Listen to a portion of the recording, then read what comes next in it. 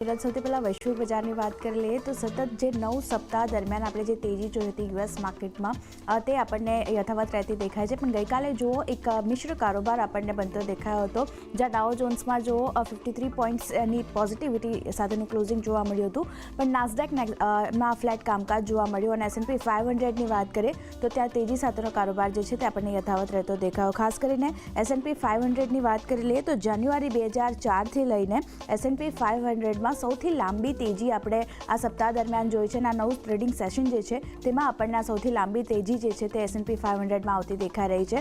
તો એક US market તરફથી કહી શકાય મિશ્ર સંકેતો બનતા દેખાઈ રહ્યા છે. પણ આજે 9 સપ્તાહની જે તેજી જોઈ છે તેનું મુખ્ય કારણ અને જે નિર્ભરતા છે તે ખાસ કરીને ફેડના નિર્ણય લઈને છે.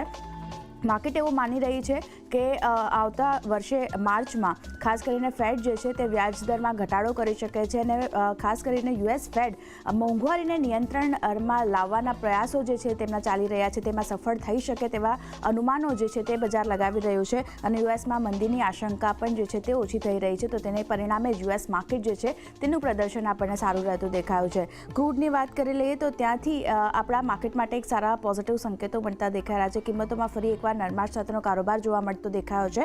અને બ્રેન્ટની કિંમત ઘટીને $79ની નીચે આપણને પહોંચતી દેખાઈ રહી છે. ખાસ કરીને માંગની સામે સપ્લાય વધી હોવાના કારણે આજે કિંમતોમાં ઘટાડો છે તે આપણને જોવા મળ્યો છે. ક્લિયરલી રેડ સીમાં પણ જે તણાવ ચાલી રહ્યા હતા તેમાં પણ ઘટાડો થયો છે. તો તેની પણ એક નેગેટિવ ઇમ્પેક્ટ ક્રૂડની કિંમતો પર બનતી દેખાઈ રહી છે. તો ક્રૂડના ફ્રન્ટથી એક આપણા માર્કેટ માટે પોઝિટિવ સમાચાર છે. SGX નિફ્ટીની વાત કરી લઈએ તો શરૂઆતી કારોબારમાં એક ફ્લેટ સંકેતો આપણને બનતા દેખાયા હતા.